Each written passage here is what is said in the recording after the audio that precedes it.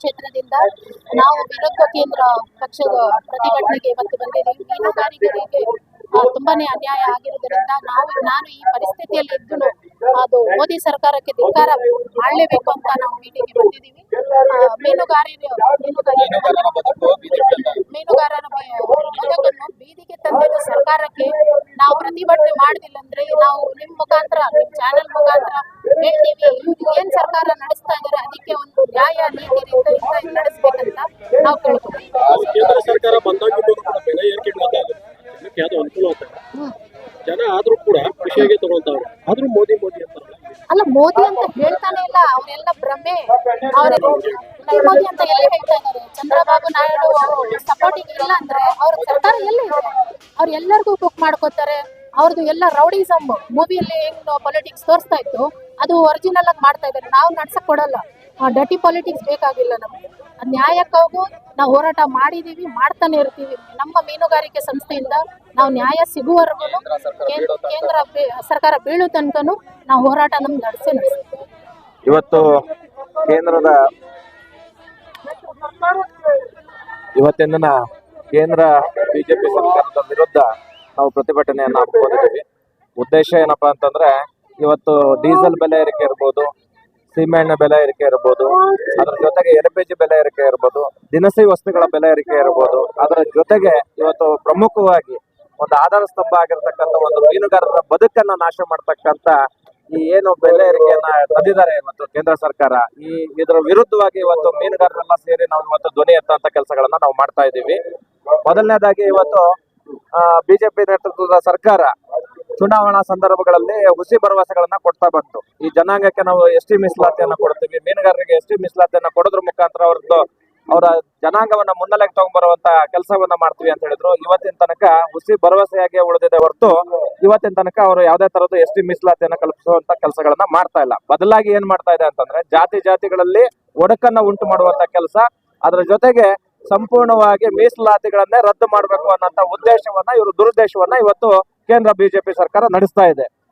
ಇವತ್ತು ಮೀನುಗಾರರ ಭರವಸೆಗಳು, ಮೀನುಗಾರರಿಗೆ ಆಶಾದೀಪವಾಗಿ ಇರ್ಬೇಕಾಗಿದ್ದಂತ ಕೇಂದ್ರ ಸರ್ಕಾರ ಇವತ್ತು ರಾಜ್ಯ ಸರ್ಕಾರ ಸಾಕಷ್ಟು ಕೊಡುಗೆಗಳನ್ನ ಕೊಟ್ಟಿದೆ ಮೀನುಗಾರರ ಪರವಾಗಿ. ಡೀಸೆಲ್ ಸಬ್ಸಿಡಿಯನ್ನ ಜಾಸ್ತಿ ಮಾಡಿದೆ, ಡೀಸೆಲ್ ಅನುಕೂಲ ಮಾಡಿಕೊಡ್ತಾ ಇದೆ. 250 ಲೀಟರ್ ಇರತಕ್ಕಂಥ ಡೀಸೆಲ್ ನ ಇವತ್ತು 500 ಲೀಟರ್ ಕೊಡುವಂತ ಕೆಲಸ ಮಾಡ್ತಾ ಇದೆ, ಮೀನುಗಾರರಿಗೆ ಅನುಕೂಲ ಮಾಡಿಕೊಡ್ತಾ ಇದೆ. ಇವತ್ತು ಕೆರೋಸಿನ್, ರಾಜ್ಯ ಸರ್ಕಾರದ ಕೆರೋಸಿನ್ ಏನ್ ಕೊಡ್ಬೇಕಾಗಿದೆ 3,500 ಲೀಟರ್ ಕೆರೋಸಿನ್ ರಾಜ್ಯ ಸರ್ಕಾರ ಕೊಟ್ರೆ, ಇವತ್ತು ಕೇಂದ್ರ ಸರ್ಕಾರ 3,500 ಲೀಟರ್ ಕೆರೋಸಿನ್ ನಮ್ಮ ಹತ್ರ ಇಲ್ಲ, ನೀವು ದುಡ್ಡು ಕೊಟ್ಟು ಖರೀದಿ ಮಾಡ್ಕೊಳ್ಳಿ ಅಂತ ಹೇಳ್ತಾ ಇದೆ. ಇವತ್ತು ಡೀಸೆಲ್ ಸಬ್ಸಿಡಿನೂ ಕೊಡ್ತಾ ಇಲ್ಲ. 6 ವರ್ಷಗಳಿಂದ ಇವತ್ತು ಮೀನುಗಾರರ ವಿಮೆ ಕೊಡ್ತಾ ಇಲ್ಲ.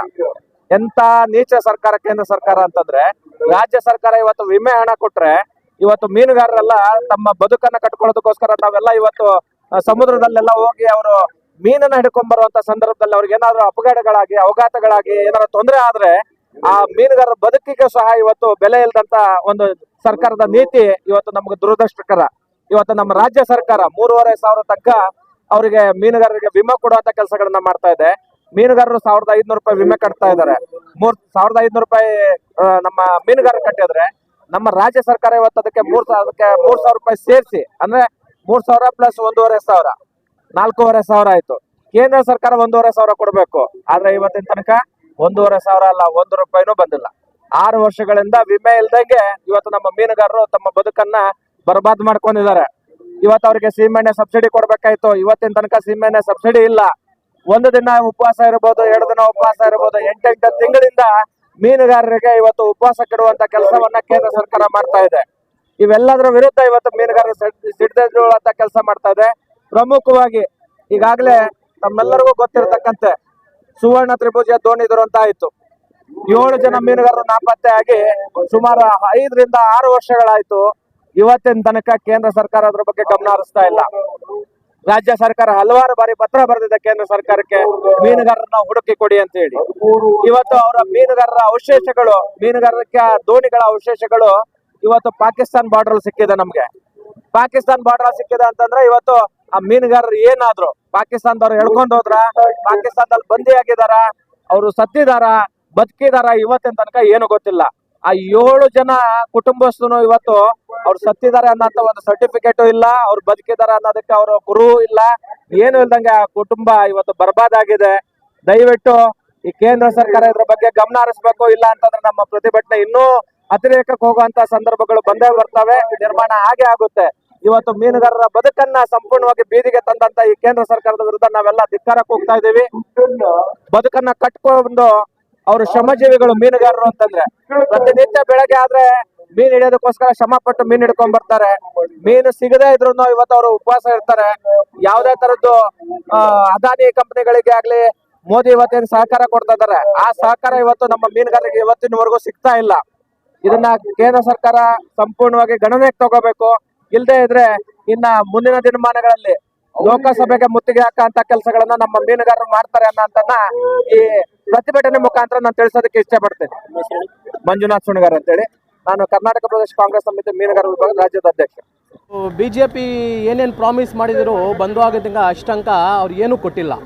ಸ್ಟಾರ್ಟಿಂಗಿಂದ ಹೇಳೋಕ್ಕೆ ಬಂದರೆ ನಾನು ಬೆಳೆಸ್ತೀನಿ. ಸ್ಟಾರ್ಟಿಂಗ್ ಏನು ಹೇಳಿದರು ಅವರು 15 ಲಕ್ಷ ಕೊಡ್ತೀನಿ ಎಲ್ಲರಿಗೆ ಅಕೌಂಟ್ಗೂ ಅಂತ ಹೇಳಿದರು.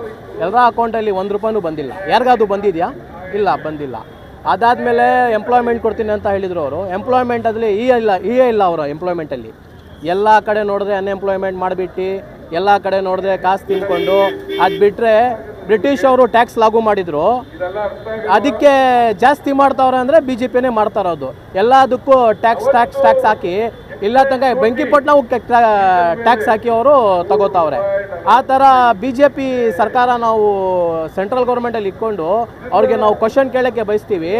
ಇಷ್ಟಲ್ಲಿ ಕರ್ನಾಟಕ ಸರ್ಕಾರ, ಕಾಂಗ್ರೆಸ್ ಸರ್ಕಾರ ಏನೇನು ಕೊಟ್ಟಿದ್ದಾರೆ, ಏನೇನು ಸ್ಕೀಮ್ಸ್ ಅವ್ರು ಲಾಗಿ ಮಾಡಿದ್ರು ಎಲ್ಲ ಅವರು ಜನರಿಗೆ ಹಂಚಿದ್ದಾರೆ. ಯಾವುದಕ್ಕೆ ಹಂಚಿದ್ದಾರೆ? ಏನಕ್ಕೆ ಅಂದರೆ ಕರ್ನಾಟಕ ಗೌರ್ಮೆಂಟ್ ಚೆನ್ನಾಗಿದೆ, ಕಾಂಗ್ರೆಸ್ ಸರ್ಕಾರ ಚೆನ್ನಾಗಿದ್ದಾರೆ, ಅದಕ್ಕೆ ಅವರು ಪ್ರಾಮಿಸ್ ಎಲ್ಲ ಫುಲ್ಫಿಲ್ ಮಾಡಿದ್ದಾರೆ. ಇವ್ರೇನೇನು ಪ್ರಾಮಿಸ್ ಮಾಡಿದ್ರು ಎಲ್ಲ ನೋಡೋಕ್ಕೆ ಹೋದರೆ ಒಂದು ಪ್ರಾಮಿಸು ಫುಲ್ಫಿಲ್ ಇಲ್ಲ ಇವ್ರದ್ದು. ಅದಕ್ಕೆ ಈ ಥರ ಸುಳ್ಳು ಪ್ರಾಮಿಸ್ ಮಾಡೋರಿಗೆ ನಾವೆಲ್ಲ ಸೆಂಟ್ರಲ್ ಗೌರ್ಮೆಂಟಲ್ಲಿ ಇಡಬಾರ್ದು, ಅವ್ರಿಗೆಲ್ಲ ಇಳಿಸ್ಬೇಕು ನಾವು. ಅದಕ್ಕೆ ನಮ್ಮದೆಲ್ಲ ಹೋರಾಟ ಪ್ರೈಸ್ ರೈಸ್ ಮಾಡಿರೋಕ್ಕೆ, ಪೆಟ್ರೋಲ್ ಜಾಸ್ತಿ ಮಾಡೋದಕ್ಕೆ, ಗ್ಯಾಸ್ ಸಿಲಿಂಡರ್ ರೇಟ್ ಜಾಸ್ತಿ ಮಾಡೋಕ್ಕೆ, ಮಿಡಲ್ ಕ್ಲಾಸ್ ಫ್ಯಾಮಿಲಿ ಅವರೆಲ್ಲ ತುಂಬ ಕಷ್ಟದಲ್ಲಿದ್ದಾರೆ. ಅವ್ರು ಯಾರಿಗೂ ಹೇಳೋಕ್ಕೂ ಆಗ್ತಾಯಿಲ್ಲ, ಯಾರಿಗೂ ಇದು ಮಾಡೋಕ್ಕೂ ಆಗ್ತಾಯಿಲ್ಲ. ಈ ಥರ ಪರಿಸ್ಥಿತಿ ಬಂದುಬಿಟ್ಟು ಜನರು ಸಾಯ್ತಾವ್ರೆ ಇವ್ರಿಗೋಸ್ಕರ. ಅದಕ್ಕೆ ಡೌನ್